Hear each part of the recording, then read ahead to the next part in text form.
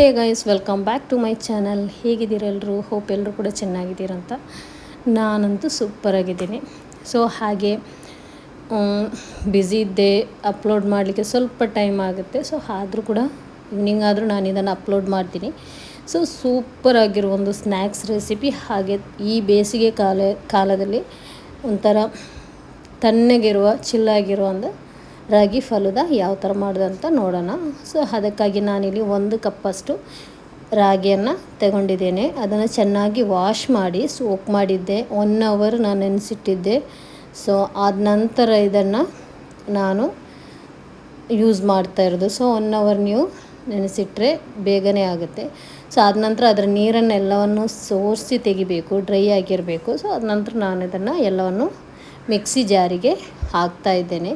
ಹಾಗೆ ಮೊದಲಿಗೆ ನಾನಿಲ್ಲಿ ಅರ್ಧ ಗ್ಲಾಸಷ್ಟು ನೀರನ್ನು ಹಾಕಿ ಗ್ರೈಂಡ್ ಮಾಡ್ತಾ ಇದ್ದೀನಿ. ಸೊ ಇವಾಗ ಇದರ ಹಾಲನ್ನು ತೆಗಿಬೇಕು. ಇದನ್ನು ಒಂದು 2 ಸಲ ಈ ಥರ ಮಾಡಬೇಕು.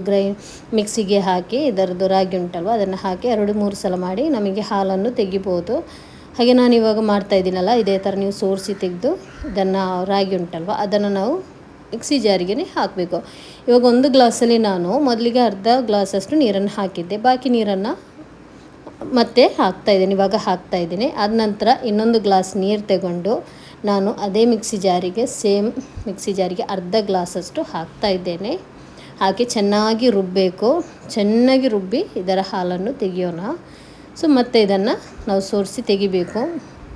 ಇವಾಗ ಬಾಕಿ ಇದ್ದ ನೀರನ್ನು ಅದಕ್ಕೆ ಹಾಕಿ ಹಾಗೆ 1 ಗ್ಲಾಸಷ್ಟು ಮತ್ತೆ 1 ಗ್ಲಾಸಷ್ಟು ನೀರನ್ನು ಹಾಕ್ತಾಯಿದ್ದೀನಿ. ಟೋಟ್ಲಿಲಿ ನಾನು 2.5 ಗ್ಲಾಸಷ್ಟು ನೀರನ್ನು ಹಾಕಿದ್ದೇನೆ. ಮತ್ತು ನೀರು ಬೇಕಿದ್ದರೆ ಕೂಡ ನೀವು ಹಾಕ್ಬೋದು. ಇವಾಗ ನಾನು ಇದನ್ನು ಏನು ಮಾಡ್ತಿದ್ದೀನಿ, ಎಲ್ಲ ರಾಗಿಯದ್ದು ಹಾಲು ತೆಗೆದಾಯಿತು.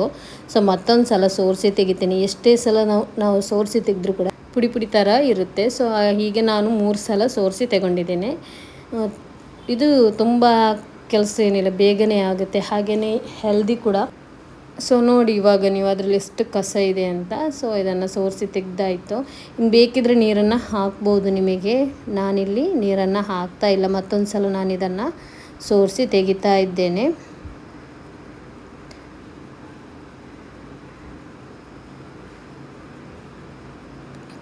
ನೋಡಿ ಲಾಸ್ಟ್ ಟೈಮ್ ಮಾಡಿದ್ದು 3ನೇ ಸಲ ಮಾಡ್ತಾ ಇರೋದು. ಇವಾಗ ಕೂಡ ಅದರಲ್ಲಿ ಪೌಡರ್ ಥರ ಇತ್ತು. ಸೊ ಇವಾಗ ನಾನು ಒಲೆ ಹತ್ತಿಸಿ ಅದರ ಮೇಲೆ ಇಟ್ಟು ಸ್ವಲ್ಪ ರುಚಿಗೆ ಬೇಕಾದಷ್ಟು ಉಪ್ಪನ್ನು ಹಾಕಿ ಕೈ ಬಿಡದೇ ನಾವು ಮಿಕ್ಸ್ ಮಾಡ್ತಾನೆ ಇರಬೇಕು. ಮೀಡಿಯಮ್ ಫ್ಲೇಮಲ್ಲಿ ಮಾಡಿ ಫಸ್ಟಿಗೆ, ಆದಮೇಲೆ ಹೈ ಫ್ಲೇಮಲ್ಲಿ ಮಾಡ್ಬೋದು. ಸೊ ಫಸ್ಟಿಗೆ ಮೀಡಿಯಮ್ ಫ್ಲೇಮಲ್ಲೇ ಮಾಡಬೇಕು, ಅದು ಬೇಯಬೇಕಲ್ಲ, ತುಂಬ ಟೈಮ್ ಹಿಡಿಯುತ್ತೆ, ಸ್ವಲ್ಪ ಟೈಮ್ ಹಿಡಿಯುತ್ತೆ ಇದಕ್ಕೆ. ಇದನ್ನು ಮಾಡಿ ಕೈ ಕೂಡ ನೋವಾದಾಗೆ ಆಗ್ತದೆ. ನಾನಿದು ಇದು ಫಸ್ಟ್ ಟೈಮ್ ನಾನು ಮಾಡ್ತಾ ಇರೋದು. ಸೊ ನನಗೆ ಹಾಗಾಗಿ ಸ್ವಲ್ಪ ಸಾಕಾಗಿ ಹೋಯ್ತು ಇದನ್ನು ಮಾಡುವಾಗ. ಸೊ ಇವಾಗ ನಾನು ಈ ಥರ ಮಾಡ್ತಾಯಿದ್ದೇನೆ, ಮಿಕ್ಸ್ ಮಾಡ್ತಾಯಿದ್ದೇನೆ. ಇವಾಗ ನಮ್ಮದು ರಾಗಿದ್ದು ಅಂಬ್ಲಿ ರೆಡಿ ಆಯಿತು. ಸೊ ತುಂಬ ಟೇಸ್ಟಿಯಾಗಿತ್ತು. ನಾವು ಫಸ್ಟ್ ಟೈಮ್ ಮಾಡಿದರೂ ಕೂಡ ನಾನು ಇದನ್ನು ಮಾಡ್ತಾನೆ ಇರಲಿಲ್ಲ, ಪರ್ಫೆಕ್ಟಾಗಿ ಬರುತ್ತೋ ಇಲ್ವಾ ಅಂತ. ಸೊ ಮಾಡಿದೆ ಒಂದು ಸಲ. ನಾನು ಮಾಡುವಾಗಲೇ ವೀಡಿಯೋ ಮಾಡಿದೆ, ಫ್ಲಾಪ್ ಆದರೆ ನಾನು ವೀಡಿಯೋ ಅಪ್ಲೋಡ್ ಮಾಡಲ್ಲ ಅಂತ ಅನಿಸಿದ್ದೆ. ಸೊ ಬಟ್ ಸಖತ್ತಾಗಿ ಬಂತು, ಹಾಗೆಯೇ ಫ್ಲಾಪ್ ಕೂಡ ಆಗಲಿಲ್ಲ. ಇದೇ ಥರ ನೀವು ಕೂಡ ಮಾಡಿ, ಫ್ಲಾಪ್ ಆಗಲ್ಲ. ಹಾಗೆ ನಾನಿವಾಗ ಒಂದು ಬಟ್ಟಲಿಗೆ ಹಾಕಿ ಗೀಯನ್ನು ಸ್ವಲ್ಪ ಅಪ್ಲೈ ಮಾಡಿ ಆದ ನಂತರ ನಾನು ಅದನ್ನು ಹಾಕಿ ಅಲ್ಲಿ ತಣ್ಣಗೆ ಆಗಲಿಕ್ಕೆ ಬಿಡ್ತಾಯಿದ್ದೀನಿ, ಅಂದರೆ ಸೆಟ್ ಆಗಲಿಕ್ಕೆ. ಸೊ ಇವಾಗ ಅದಕ್ಕೆ ತೆಂಗಿನ ಹಾಲು ಬೇಕು. ನಾನಿಲ್ಲಿ 1 ತೆಂಗಿನಕಾಯಿ ಉಂಟಲ್ವ ತುರಿ, ಅದನ್ನು ತಗೊಂಡಿದ್ದೀನಿ. ಸೊ ಅದಕ್ಕೆ ನಾವು ಎಷ್ಟು ನೀರು ಬೇಕೋ ಅಷ್ಟನ್ನು ಹಾಕಿ ಹಾಲನ್ನು ತೆಗಿಯೋಣ. ಸೊ ಇದು ಸಿಂಪಲ್, ನಿಮಗೆ ಹಾಲು ಯಾವ ಥರ ತೆಗೆಯೋದಂತ ಗೊತ್ತಲ್ವ. ಸೊ ಇವಾಗ ನಾನು ಇದರಲ್ಲಿ ಕೂಡ ತೋರಿಸ್ತಾ ಇದ್ದೀನಿ. ಇದೇ ಥರ ಹಾಲನ್ನು ತಗೊಂಡ್ರೆ ಆಯಿತು. ಸೇಮ್ ಪ್ರೊಸೀಜರ್, ಇದೇ ಥರ ಹಾಲನ್ನು ತೆಗೀರಿ. ಸೊ ಅಷ್ಟೊತ್ತಲ್ಲಿ ಫ್ರೈಡೇ ದಿವಸ ಇದು ಎಡಿಟ್ ಮಾಡ್ತಾ ಇರೋದು. ಸೊ ನಾನು ಫ್ರೈಡೇ ನಂದು ತಾಯಿ ಬೆಲ್ ಮಾಡ್ತಾಯಿದ್ರು ಬಂದು. ಸೊ ಆದ ನಂತರ ಅರ್ಧಕ್ಕೇ ಬಿಟ್ಟೆ. ಈವ್ನಿಂಗ್ ಆದರೂ ನಾನು ಇದನ್ನು ಶೇರ್ ಮಾಡ್ತೀನಿ ಅಂತ ಹೇಳಿ ಈವ್ನಿಂಗೇ ನಾನು ಇದನ್ನು ಎಡಿಟ್ ಮಾಡ್ತಾಯಿದ್ದೆ. ಸೊ ಅವ್ರು ಬಂದಮೇಲೆ ನನಗೆ ಅವ್ರ ಜೊತೆ ಮಾತಾಡೋದೇ ಆಯಿತು. ಸೊ ಎಡಿಟ್ ಮಾಡಿ ಹಾಕೋಕ್ಕಾಗಲಿಲ್ಲ. ಇವಾಗ ನಾನು ಇವತ್ತು ಸಂಡೇ ಅಲ್ವಾ, ಸೊ ಸಂಡೇ ದಿವಸ ನಾನು ಅಪ್ಲೋಡ್ ಮಾಡ್ತಾ ಇದ್ದೀನಿ. ಸೊ ಹಾಗೆ ಹಾಲು ತೆಗ್ದಾಯಿತು. ಸೊ ಇವಾಗ ನಮಗೆ ಅದೇ ತೆಂಗಿನ ಹಾಲನ್ನೇ ಹಾಕಿ ಇದನ್ನು ಪೌಡ್ರ್ ಮಾಡ್ಬೋದು. ಸೊ ನಾನಿವಾಗ ಡೈರಿ ಹಾಲು ಉಂಟಲ್ವ, ಸೊ ಅದನ್ನು ಹಾಕಿ ಬೆಲ್ಲ ನಮಗೆ ಎಷ್ಟು ರುಚಿಗೆ ಬೇಕಾಗುತ್ತೆ ಅಷ್ಟನ್ನು ನಾವು ಹಾಕಿದ್ರಾಯಿತು. ಅದನ್ನು ಹಾಕಿಲ್ಲಿ ಸೋರಿಸಿ ತೆಗಿತಾ ಇದ್ದಾರೆ. ಬೆಲ್ಲ ಹೇಗೆ ಇರಲಿ ನಾವು ಸೋರಿಸಿ ತೆಗಿಬೇಕು, ಯಾಕೆಂದರೆ ಅದರಲ್ಲಿ ಕೂಡ ಕಸ ಇರುತ್ತೆ. ಸೊ ಇವಾಗ ನಮ್ಮದು ಮಿಲ್ಕ್ ರೆಡಿ ಆಯಿತು ಟೇಸ್ಟಿಯಾಗಿರುವ. ಇವಾಗ ನಾನು ಮನ್ನಿ ಉಂಟಲ್ವ, ಸೊ ಅದನ್ನು ಕಟ್ ಮಾಡ್ತಾಯಿದ್ದೀನಿ. ಆ್ಯಕ್ಚುಲಿ ಇದನ್ನು ಚಿಕ್ಕದಾಗಿ ಕಟ್ ಮಾಡಬೇಕಿತ್ತು. ನನಗೆ ಇದನ್ನು ಮಾಡಿ ಸಾಕಾಗೋಯಿತು. ಹೇಗಿದ್ರು ನಮಗೆ ಅಲ್ವ ಅಂತ ಹೇಳಿ ದೊಡ್ಡ ದೊಡ್ಡ ಪೀಸೇ ಕಟ್ ಮಾಡ್ತಾ ಇದ್ದೆ. ಸೊ ಹಾಗೆ ನಾನು ತಾಯಿ ಮನೆಗೆ ಕೂಡ ಕಲಿಸಿದೆ. ಅವ್ರು ಕೇಳ್ತಾಯಿದ್ರು ಯಾಕೆ ಇಷ್ಟು ದೊಡ್ಡ ಪೀಸ್ ಮಾಡಿದೆ ಅಂತ.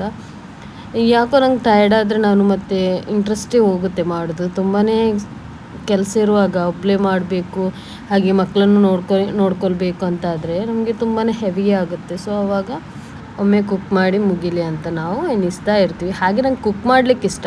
ಈ ಥರ ಟಯರ್ಡ್ ಆದಾಗ ಯಾಕೋ ಬೇಡ ಹಾಗೆ ಆಗುತ್ತೆ. ಸೊ ಇವಾಗ ನಾನು ಇದನ್ನು ರೆಡಿ ಆಯ್ತಲ್ವ ರಾಗಿ ಫಲೂಡ, ಸರ್ವ್ ಮಾಡಿ ತೋರಿಸ್ತೀನಿ. ಈ ಥರ ನೀವು ಕೂಡ ಮಾಡಿ, ತುಂಬಾ ಚೆನ್ನಾಗಿದೆ. ಹಾಗೆ ಇವಾಗ ಬೇಸಿಗೆಯಲ್ಲಿ ಈ ಥರ ತಣ್ಣಗಿರೋದನ್ನು ಕುಡಿದ್ರೂ ಕೂಡ ನಮಗೆ ದೇಹ ಕೂಡ ತಂಪಾಗುತ್ತೆ. ತುಂಬಾ ತಂಪಲ್ವ, ಸೊ ದೇಹ ಕೂಡ ತಂಪಾಗುತ್ತೆ. ಸೊ ಇವಾಗ ನಮ್ಮದು ರಾಗಿ ಫಲೂಡ ರೆಡಿ ಆಯಿತು. ಸೊ ಇವಾಗ ಏನು ಮಾಡ್ತೀನಿ ಅಂದರೆ ನಾನು ಒಂದು ಸ್ನ್ಯಾಕ್ಸ್ ಮಾಡ್ತಿದ್ದೀನಿ. ಇದು ಕೂಡ ಹಾಗೆ ವೀಡಿಯೋಸ್ ಸ್ವಲ್ಪ ಆಚೆ ಈಚೆ ಆಗಿದೆ, ಆದರೂ ಕೂಡ ಅಡ್ಜಸ್ಟ್ ಮಾಡ್ಬೋದು. ತುಂಬ ಸಿಂಪಲ್ ಆಗಿರುವ ಸ್ನ್ಯಾಕ್ಸ್. ಸೊ ನಾನು ಇವಾಗ 2 ಟೇಬಲ್ ಸ್ಪೂನಷ್ಟು ಆಯಿಲ್ ಹಾಕಿ ಜಿಂಜರ್ ಗಾರ್ಲಿಕ್ ಪೇಸ್ಟ್ ಹಾಕಿ ಅದರ ಹಸಿ ವಾಸನೆ ಹೋಗುವಷ್ಟು ಫ್ರೈ ಮಾಡ್ತಾ ಇದ್ದೀನಿ. ಆದ ನಂತರ ಒಂದು 100 ಗ್ರಾಮಷ್ಟು ಚಿಕನ್, ಸ್ವಲ್ಪನೇ ಕ್ವಾಂಟಿಟಿಲಿ ಮಾಡ್ತಾ ಇರೋದು. ಸೊ 100 ಗ್ರಾಮಷ್ಟು ಚಿಕನ್ ಹಾಕಿ ಫ್ರೈ ಮಾಡಿ ಅದಕ್ಕೆ ಉಪ್ಪನ್ನು ಹಾಕಿ ಸಾಲ್ಟ್ ಮಾಡ್ತಾ ಇದ್ದೇನೆ. ಸೊ ಇದು ಕೂಡ ಹಾಗೆಯೇ ತುಂಬಾ ಈಸಿಯಾಗಿ ಮಾಡ್ಬೋದು. ಹೇಗೂ ನಾನು ಯಾವ ಥರ ಸ್ನ್ಯಾಕ್ಸ್ ಮಾಡಿದ್ದು ನನ್ನ ಮಕ್ಕಳಿಗಂತೂ ಇಷ್ಟ ಆಗುತ್ತೆ, ಅದೇ ಒಂಥರ ಖುಷಿ ಅಲ್ವಾ. ಸೊ ಹಾಗೆ ನಾನಿವಾಗ 1/4 ಟೀ ಸ್ಪೂನಷ್ಟು ಅರಿಶಿನ, 1/4 tea spoon garam masala, 1/4 tea ಸ್ಪೂನಷ್ಟು ಧನಿಯಾ ಪುಡಿ ಹಾಕ್ತಾಯಿದ್ದೀನಿ. ಒಂದು ಅರ್ಧ ಟೀ ಸ್ಪೂನಷ್ಟು ಹೊರಗೆನ ಹಾಕ್ಕೊಳ್ಳಿ. ಆದ ನಂತರ ಇದಕ್ಕೆ ನಾನು ಪೆಪ್ಪರ್ ಪೌಡರ್ ಹಾಕ್ತಾಯಿದ್ದೀನಿ. ಚಿಲ್ಲಿ ಪೌಡರ್ ಹಾಕ್ತಾಯಿಲ್ಲ, ಪೆಪ್ಪರ್ ಪೌಡರ್ ಹಾಕ್ತಾಯಿದ್ದೀನಿ. ಆದ ನಂತರ ಇದಕ್ಕೆ ವೆಜ್ಜಸ್ ಬೇಕು. ಅರ್ಧ ಈರುಳ್ಳಿ, ಅರ್ಧ ಟೊಮೆಟೊ, ಒಂದು ಕಾಲು ಭಾಗದಷ್ಟು ಕ್ಯಾಬೇಜನ್ನು ಕಟ್ ಮಾಡಿ ಈ ಥರ ಇದಕ್ಕೆ ಹಾಕಿ ಮುಚ್ಚಿ ಬೇಯಲಿಕ್ಕೆ ಬಿಡಿ. ಇದನ್ನು ಮತ್ತೆ ಫ್ರೈ ಮಾಡಬೇಕು ಹಾಗೆ ಏನಿಲ್ಲ, ತುಂಬಾ ಈಸಿಯಾಗಿ ಆಗುತ್ತೆ. ಸೊ ಇವಾಗ ಇದು ರೆಡಿ ಆಯಿತು. ಫೈನಲ್ಗೆ ನಾವು ಕೊರಿಯಂಡರ್ ಲೀಫ್ ಹಾಕಿದರೆ ಆಯಿತು. ಇವಾಗ ನಮ್ಮ ಫಿಲ್ಲಿಂಗ್ ರೆಡಿ ಆಯಿತು. ಸೊ ಇದಕ್ಕೆ ನಾನು ಕೋನ್ ಮಾಡ್ತಾಯಿದ್ದೀನಿ ಮೈದಾದು. ಸೊ ಇವಾಗ ಇಲ್ಲಿ ನಾನು ಮೈದಾದು ಚಪಾತಿ ಎಲ್ರಿಗೂ ಹಿಟ್ಟು ಕಲಸಿ ಮಾಡೋದು ಆ್ಯಕ್ಚುಲಿ ಎಲ್ರಿಗೂ ಗೊತ್ತಲ್ವ. ಹಾಗೆ ಗೊತ್ತಿಲ್ಲ ಅಂದರೆ ನನ್ನ ಚಾನಲಲ್ಲಿ ವಿಸಿಟ್ ಮಾಡಿದರೆ ನಿಮಗೆ ಸಿಗ್ಬೋದು. ಹಾಗೆ ಅದನ್ನು ಕೋನ್ ಆಲ್ಮೋಸ್ಟ್ ಮಾಡಿಟ್ಟೆ. ಆದ ನಂತರ ಈ ಥರ ಚಪಾತಿಯನ್ನು ಸೆಂಟ್ರ್ ಪಾರ್ಟ್ ಉಂಟಲ್ವ ಅದರಲ್ಲಿ ನಾವು ಕಟ್ ಮಾಡಿ ಇದೇ ಥರ ನಾವು ಕೋನ್ ಮಾಡಬೇಕು. ನಾವು ಇದನ್ನು 4 ಭಾಗದಾಗಿ ಮಾಡಿ ಕೋನ್ ಮಾಡ್ಬೋದು. ಆ್ಯಕ್ಚುಲಿ ನನಗೆ ಸಾಕಾಗ್ತದೆ ಅಂತೇಳಿ ನಾನೇನು ಮಾಡಿದೆ, ಈ ಥರ ಕೋನ್ ಮಾಡಿದೆ. ಈ ಥರ ಮಾಡಿದರೆ ಸ್ವಲ್ಪ ಜಾಸ್ತಿ ಫಿಲ್ಲಿಂಗ್ ಕೂಡ ಹಾಕ್ಬೋದು. 4 ಡಿವೈಡ್ ಮಾಡಿ ನಾವು ಕಟ್ ಮಾಡಿದರೆ, ಕೋನ್ ಮಾಡಿದರೆ ಅದರಲ್ಲಿ ಸ್ವಲ್ಪ ಕ್ವಾಂಟಿಟಿಯಲ್ಲಿ ನಮಗೆ ಫಿಲ್ಲಿಂಗನ್ನು ಹಾಕ್ಬೋದು. ನಾವಿವಾಗ ಕಡಿಮೆ ಜನ ಇರುವುದರಿಂದ ಈ ಥರ ಮಾಡ್ತೀನಿ. ಆದ ನಂತರ ಇದರೊಳಗೆ ಈ ಥರ ಮಾಡಿಟ್ಟಾದ ನಂತರ ನಾವು ಫಿಲ್ಲಿಂಗ್ ಹಾಕುವಂತ ಮುಂಚೆ ಫಸ್ಟಿಗೆ ನಾವು ಮಯ ಹಾಕಬೇಕು. ಮಯ ಹಾಕಿದ ನಂತರ ಲಟ್ಟುಸ್ ಲೀಫ್ ಬರುತ್ತಲ್ವ ಅದನ್ನು ಹಾಕಿ ಆದ ನಂತರ ಈ ಫಿಲ್ಲಿಂಗನ್ನು ಹಾಕಿದರೆ ಆಯಿತು. ಸೊ ಆದ ನಂತರ ಒಂದು ಪ್ಯಾನ್ಗೆ ಗೀ ಅಪ್ಲೈ ಮಾಡಿ ಅದು ಬಿಸಿ ಆದ ನಂತರ ಇದನ್ನು ಸ್ವಲ್ಪ ರೋಸ್ಟ್ ಥರ ಕ್ರಿಸ್ಪಿ ಬರಲಿಕ್ಕೋಸ್ಕರ ಮಾಡ್ಬೋದು.